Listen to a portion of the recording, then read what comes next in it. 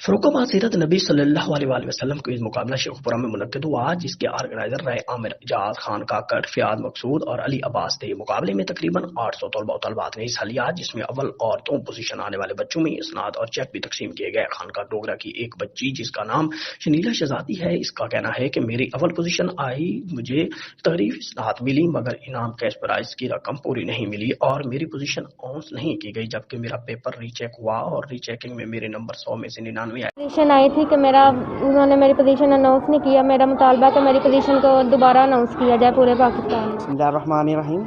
हमारा मुतालबा है ऑल प्राइवेट एसोसिएशन एप्समा ने ये जो इक़दाम किया है हमारे साथ, हमारी बेटी ने जो इस कंपटीशन में हिस्सा लिया था उसमें इनके साथ नाइंसाफ़ी की गई है, उसकी हक तलफ़ी की गई है। हमारा मुतालबा है वज़ीर आला पंजाब से और वज़ीर तालीम से और इससे वो तालीम से वाबस्ता जो एसोसिएशंस हैं उनसे कि इनके ख़िलाफ़ कार्रवाई की जाए, ताकि इस तरह के जो ये 2 नंबर काम हैं जो करते हैं और किसी की हक तलफ़ी करते हैं वो जी। हमारे स्कूल की बच्ची शनीला शहजादी ने सीरत नबी क्विज़ क्वेश्चन में कंपटीशन लिया और माशाल्लाह फर्स्ट पोजीशन आई है, लेकिन इसकी जो पोजीशन है वो अनाउंस नहीं की गई और काफ़ी एहतजाज के बाद उन्होंने जब पोजीशन दी इसे, लेकिन वो पूरे मीडिया के सामने पूरे पाकिस्तान में उसे शो नहीं किया गया।